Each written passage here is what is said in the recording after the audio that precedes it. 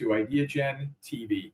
Today, I am honored and thrilled to have with me at Ideagen TV, Phyllis Ferrell, Executive on Loan from the Davos Alzheimer's Collaborative. Phyllis, welcome. Hi, George. Thanks for having me.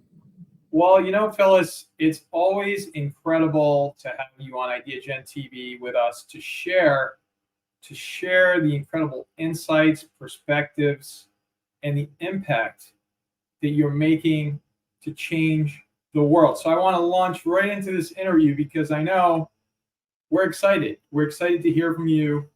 And I'd like to ask, could you outline the impacts Alzheimer's currently has on the globe from both a health and wellness perspective, but also additionally from an economic and financial perspective? Thanks, George. It's such an important question. We've been so successful in 21st century medicine of tackling the highest mortality and morbidity causes in healthcare. And as a result, we have a global aging population. It's one that's starting in Japan, which is known as a super aging society, and is marching its way across the world. There isn't a country that isn't going to be impacted by this. And age is the number one risk factor for Alzheimer's disease.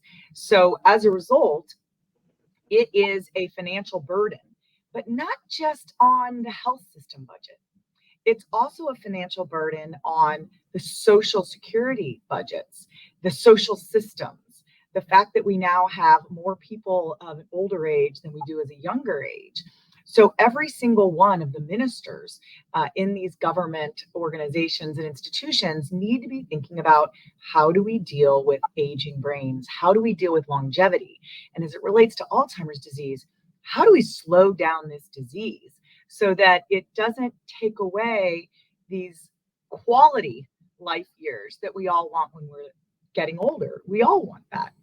And so by the numbers, the World Health Organization sees this as one of the single largest impact of the economic impact. The global cost of dementia care at $1.3 trillion in 2019. 50% of those costs are due to informal caregiving. And we need to think about that because that's when people are pulled out of the workforce. It in fact affects your GDP as a country. And, for those of us that have lived with this in our families, we know the sad story that the standard of care for Alzheimer's disease is an unpaid family caregiver. In the US, we estimate that about as of 2022, about $320 billion is estimated to be spent on the care of people with Alzheimer's disease.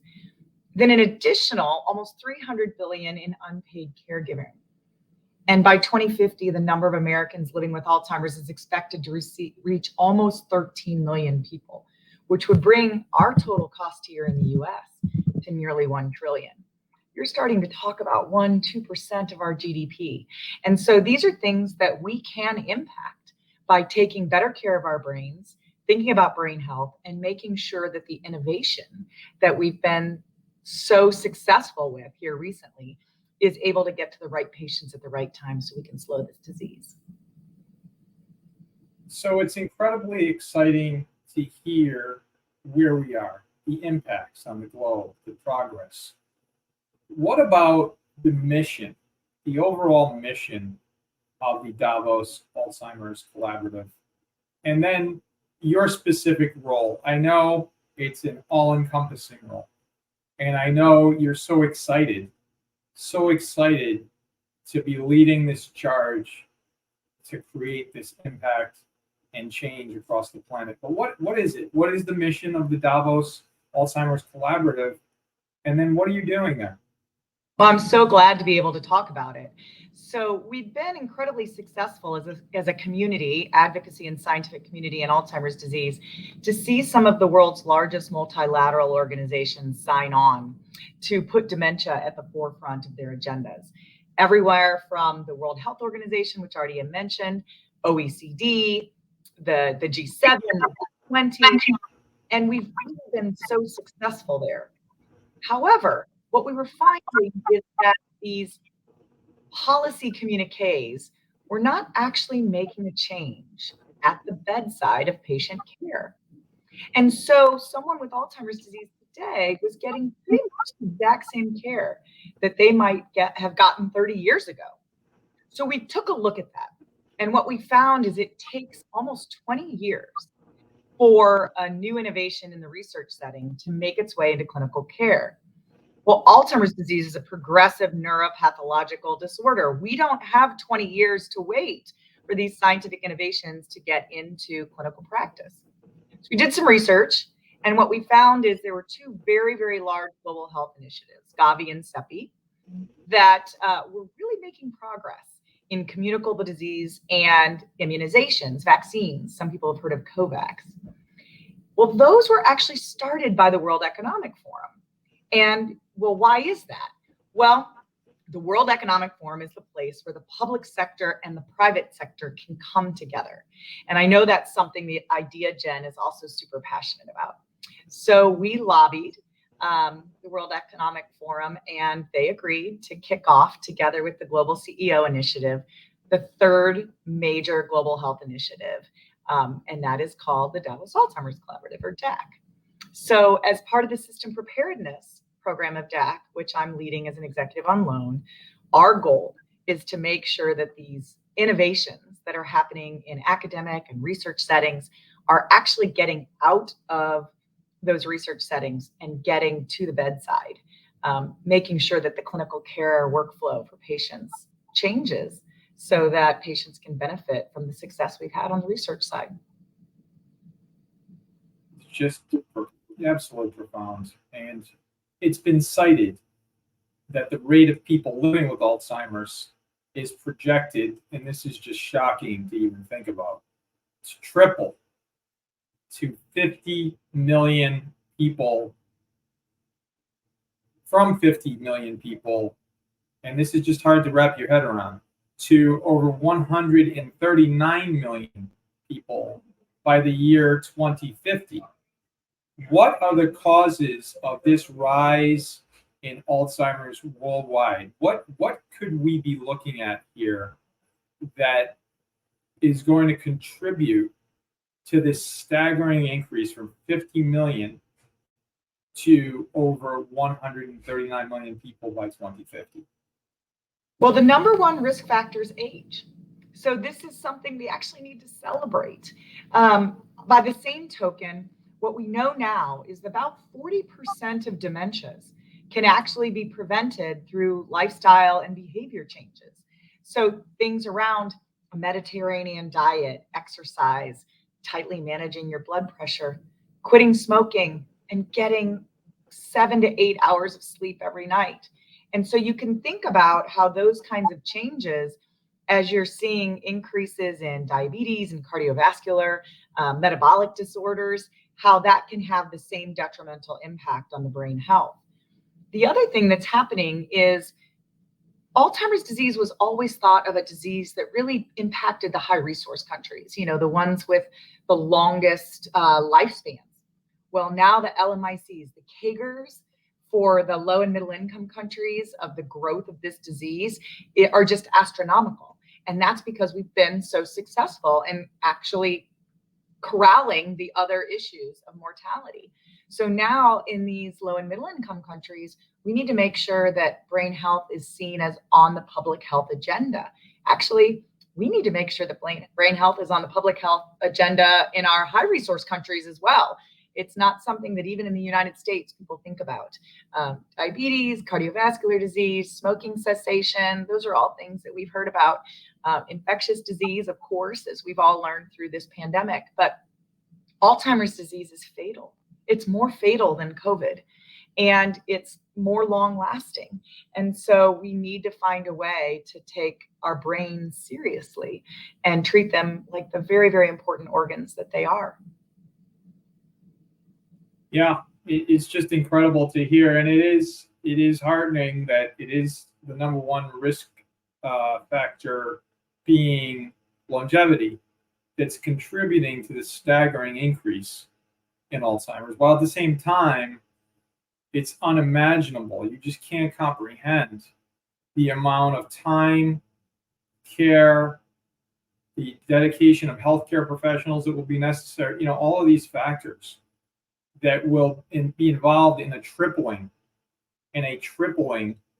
from 50 million. You have to recite it and restate it, 50 million to over 139 million by 2050. It's just staggering. And so the Davos Alzheimer's Collaborative has something called the Healthcare System Preparedness Project. Right. How does this project support, Phyllis, Alzheimer's solutions within health systems literally across the globe?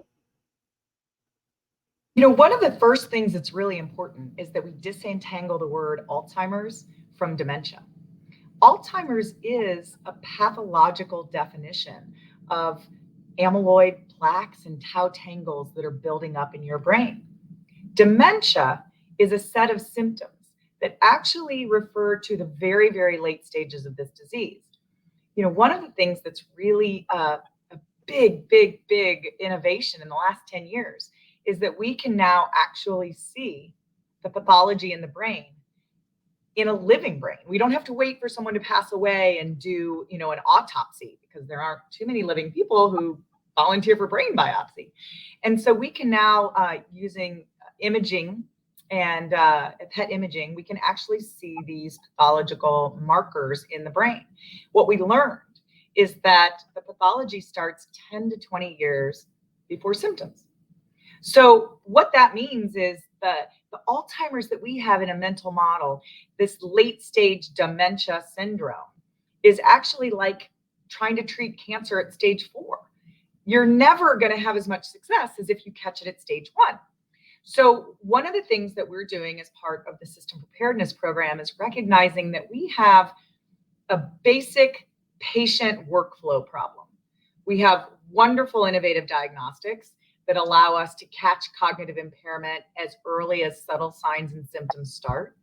We have wonderful diagnostic tools in blood and cerebral spinal fluid and PET imaging that can help us confirm whether that cognitive impairment is coming from the pathology that means it's likely to be Alzheimer's disease, but they're not getting used.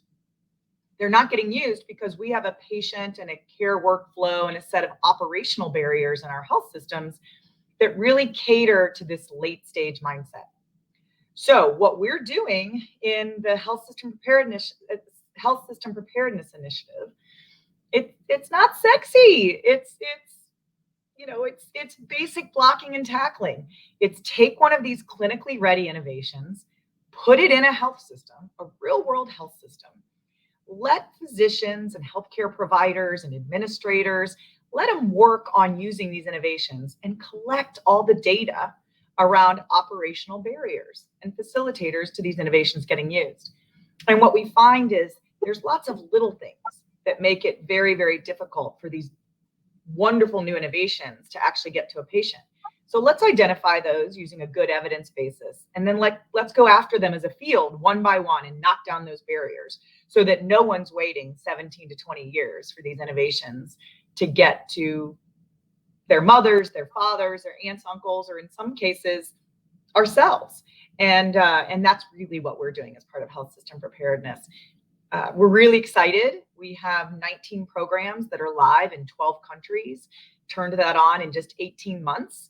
And it's just very, very clear that we have found a need, and we've got systems around the world that are working together to help us identify how to do this and then put an implementation guide together that can be shared, open access for free to any health system that wants to use it.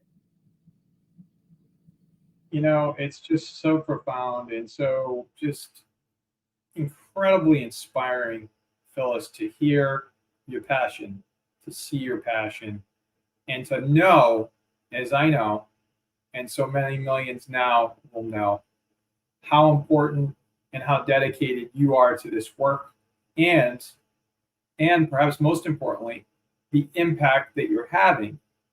And I'd like to pivot to another step, to a very, very important step, which is a focus on the importance of diversity and health equity.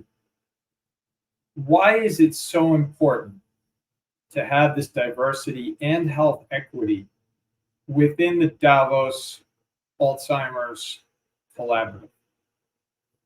I'm so glad you're highlighting both diversity and health equity, because they really are two different topics.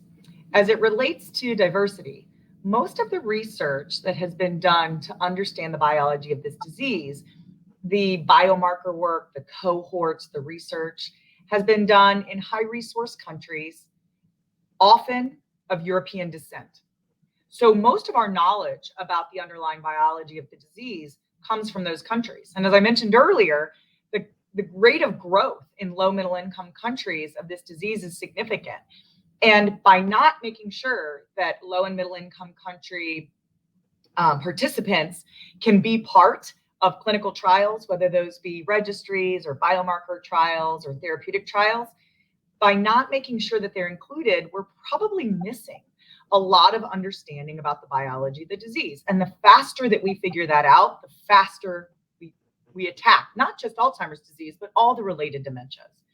So that's one of the reasons why diversity is so important. It's also one of the reasons why low and middle income countries are a big focus of the Davos Alzheimer's Collaborative. Now, as it relates to health equity, that's something that here in the United States, we should be talking about every day, because we have a situation right now where the people who get the care for Alzheimer's disease are often those that are affluent, educated, and probably well connected with folks that they know who to call. They know who to push. They say they want a diagnosis and they fight for it. And yet we know that the devastating cost of this illness is actually in the unpaid caregiver. And in the United States, African Americans are 2 times more likely to have dementia, and the Latinx population is 1.5 times more likely to have dementia. We don't know all the reasons behind that. We don't have all the real good data on the biology to tell us why. We do know, though, that social determinants of health matter, especially when you look at some of those lifestyle and behaviors and eating, diet, things that impact us from a very, very young age.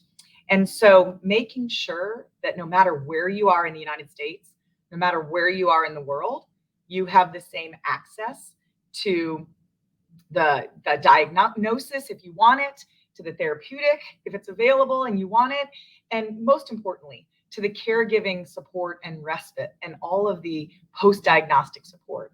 It shouldn't matter what zip code you're in as to what kind of care you're going to get. Yeah, and that's the issue. It's the zip code issue. It's been brought up so many different times on Ideagen TV, and it's a sad state when you have such health disparity, longevity disparity. All these different elements of disparity within literally neighboring zip codes, and it's whether it's education or health or financial, you name it, educational. You've got these disparities from zip codes, and it applies to health equity, and it's the same individuals in those zip codes that are suffering from all of these inequities. And so, and I'm going to throw in and add something there, George. This disease attacks not the individual only, it attacks the whole family. Right. So now you're talking about a caregiver who may have to step away from a job because we don't have pay for caregiving and support like we need to in this country. And so now you're taking someone who's already in a situation where the social determinants of health are impacting their health. And now you say to them, you have to make the choice. You have to make the choice of whether you care for your mother or you work. Yeah. That's not a choice we should be forcing people to make. And so, it has this compounding impact on families. And we have all the opportunity to get it fixed. And for me, why aren't we fixing it? Yeah. and I'll throw another thing in there. It's startling. It's just startling and disturbing. It's probably a better word.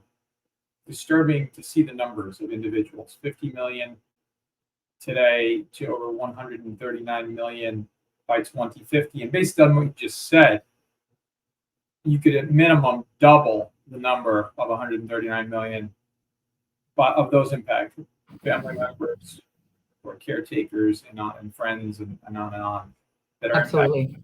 And the number's probably even higher if you really play it out statistically. So you're right. And why? And so you are the why. You're the answer to the why, because you're addressing it head on, Phyllis. And that's why we're having this conversation today. So that's what's so incredibly inspiring. And so I understand that you may have a personal experience as well. And how has that impacted your work? And to take it a step further, how is also your professional experience in the previous worlds that you've worked in position you for success in your current role? For this two-part question. Yeah, I often tell people I'm not a scientist. I'm a scientist cheerleader. And so I started at Lilly 13 years ago in the Alzheimer's field. I had been with the company now almost 30 years, but had always worked on the commercial side of the business. And about 13 years ago was asked to come in and lead some of our late stage development efforts. And I recall one of our teammates coming and telling me how excited she was because we had enrolled a trial, the fastest we'd ever enrolled it. I was like, great, what'd we do? And she said, we found 1,000 people in the US and it only took us 18 months. And, I'm shaking my head because think of the numbers that we were just going through. And I'm saying, why did it take us 18 months to find 1,000 people with this disease? And of course, with a commercial background, not a scientific background, I started peeling back the onion on that. And what I found is it was kind of our canary in the coal mine. Only 50% of people, even in the US, only 50% of people are ever diagnosed with Alzheimer's disease. Of those that are diagnosed, 50% are diagnosed in the latest stages of the disease, where their disease has progressed far enough that they can't benefit from these new disease-modifying therapies. And as a result, they wouldn't have qualified for clinical trials. And here's the kicker. Only 30% of the time in the United States of America does the doctor actually disclose the diagnosis to the patient or their family. And so as a result, you have a whole lot of people sitting with unrecognized mild cognitive impairment in a doctor's office, at home. They may be scared and frustrated. They're not getting the kind of care and support they need. Their families aren't getting the kind of support they need. And so right then I realized, yes, we had cause for celebration in our clinical trial because it was the fastest that we'd ever enrolled a trial. But we had a real problem in front of us when it came to what happens when one of these trials is successful. And now we have to make sure that people are identified early enough and accurately enough that they can benefit. And so you mentioned my personal connection. 6 months after I joined the Alzheimer's team at Lilly, my father was diagnosed with Alzheimer's disease. So I led a personal and professional journey simultaneously. I went through all the fights for a diagnosis. And here I was sitting in the field, and it was so hard. My father was a veteran. He was an executive. And it was still a struggle for us. We had the financial means needed to get help for my mom with care. And I remember going through that process thinking, how does anyone do this who doesn't have all the resources and that we had to bear? I could pick up the phone and call the best thought leaders in the world and get advice. And most people don't have all those blessings. And so it was from that experience that I changed my career. And I decided it was time that if not me, then who? If we're not the ones that are going to tackle this big, bold problem, who's going to? So when the Davos Alzheimer's Collaborative was formed and Lilly gave me the opportunity to be an executive on loan to help untangle this problem, I felt like it was exactly where I was supposed to be. That is just so touching, Phyllis. There are no words really other than those of inspiration to say that that you're displaying what is truly authentic leadership. It's Thanks, authentic. George. I lost my daddy 5 years ago. I didn't move fast enough for him. But I'm not the only one who's facing this. And I've got my mom, myself, my kids, my husband, and of course, all the people that I care about. You can't get out of a room without having someone tell you that they have a loved one with dementia, or they have a friend who's caring for a loved one with dementia. We've got to do something about this. And about a year before my daddy died, one of our trials came in with a negative study, and I had to go tell him. And he said, don't stop fighting. Don't give up. And so we won't. But now we're here and we're making all this incredible scientific progress. What a horrible tragedy it would be if we actually have therapies and diagnostics that are going to work and that patients can't get to them because of just basic operational issues. So if I can roll up my sleeves as the non-scientist and try to pave the way for the science to get it to the patient, I'm going to do that. Just incredible, Phyllis. Thanks. And so thank you for sharing all of your insights and your personal experiences. Because it's important to understand the story. And there are so many stories, but to hear your story really drives it home. And for the millions of people that will be watching this interview throughout the years, because this is timeless, I hope there's that day when we say, that was, wow, what is that? What were they talking about? And it's just a thing of the past. And you're going to be a big part of that. And we'll celebrate that together when that moment comes, which I know you're working so hard on. And so, perfect segue to the goals for the Davos Alzheimer's Collaborative. What are the goals and what progress? What progress? We hear a lot, we see a lot, we do a lot. What progress have you made on these goals? Well, our primary goal is a world without Alzheimer's. But I like to say we want our brain spans to be as long as our lifespans. And so there are different parts of the Davos Alzheimer's Collaborative. Some are looking at diversity in cohorts and making sure that we can identify this disease and use participation from every country in the world to understand the biology of the disease. There's a part that's looking at speed. How fast can we get clinical trials done once we have a new target that we want to interrogate? How can we make sure that those clinical trials can be done as quickly as possible and with the kind of breadth we need from a geographic representation? And then the health system preparedness. Ours is very simple. Like I said, it's not sexy, but it says when we have a clinically ready innovation, let's make sure that there is nothing in the way of getting it to a patient. And so one of the first things we did was we assembled a cross-sector, multi-country group of subject matter experts, and we actually defined what does good look like. People were talking about health systems not being ready, but nobody actually said, what does ready look like? So we took some, basic models and put together a framework for what does a prepared system look like. And then we broke that framework down into 10 nodes, digestible chunks. How do you eat an elephant? One bite at a time. And we're just tackling each of those nodes one by one. And we're doing that across countries. We have high resource and low and middle income country representation. And we're tackling each of those problems. So first, timely detection, early detection of cognitive symptoms. That's the program that's wrapping up right now. 19 programs in 12 countries.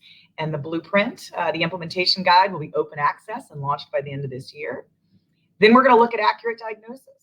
How do we actually take these new tools that can identify pathology and make sure that they're used?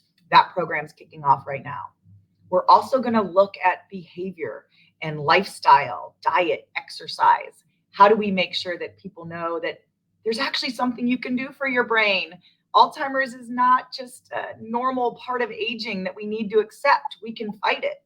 And we can make sure that some of those educational pieces are out there to activate consumers to change their healthy choices, but also to talk to their doctor when they think something's wrong and to fight to get the diagnosis if it's something that they want. So those programs are kicking off next year. And it's just been so fun. We use the word collaborative for a reason. I appreciate all the nice things you're saying about me, but this isn't a one-person gig. This is a movement, and there's room at the table for anyone who wants to be a part of it. And the good thing about the collaborative and partnering with the World Economic Forum and CEOI is we can have public sector and private sector partners working together. And we need that because no one group, academia, industry, government, not one of us can solve it alone. We need a collaborative to solve it. 100,000,000% agree. And just to put a finer point on it, it starts at the top. You're helping to lead. You can't do it alone. Totally agree with you. It's incredible. It's incredible to lead and lead with pathos and empathy and an understanding. And you have a personal connection to this, which makes it so powerful. And you're not a scientist, but like you said, and I love this, you're a scientist cheerleader. You know, I mean, that's so important. And you're also a clinical trials cheerleader. And you're a solutions cheerleader, you and the entire collaborative together. And you're taking out, eliminating all of these roadblocks. And there are many. And that's incredible. Nothing's going to stand in the way of solving for Alzheimer's. That's your goal, and I love it. And so a perfect ending. It's just the beginning because we're going to continue this conversation in many different forms. But Phyllis, what is your call to action? What is your call to action for our global audience today? Well, besides making sure that you're getting good sleep every night, which is probably something that a lot of folks laugh when I suggest, making sure you're taking care of your own brain, making it your priority, of course, is a call to action. But one of the reasons I'm really excited about an Ideagen partnership is I know that pretty much everyone listening to this is sitting in a seat of influence. Now, that influence could be policy, it could be governmental, it could be within a health system, it could be scientific, it could be within advocacy or fundraising, but I'm fairly certain that every single person listening to this is sitting in a seat of influence. So my call to action is to say, join the movement, roll up your sleeves, help us solve this, and use your seat to give a voice to people that have cognitive impairment. And Phyllis, how can folks find out more about what you're doing? What is the best location for them to visit to find out more? The easiest thing is to go to www.davosalzheimerscollaborative.org. All of the information is there on the website. And if you scroll down to the bottom, there's a place to subscribe to get updates. We do virtual updates. And so once again, they're recorded. People can watch them live or they can go back and look at them later. But it's a great way to get connected. And then there's an email place to contact us as well if you've got ideas. Phyllis Ferrell, Executive on Loan at Davos Alzheimer's Collaborative. You are my friend, leadership defined. Thank you for the honor and privilege today. Thank you, George.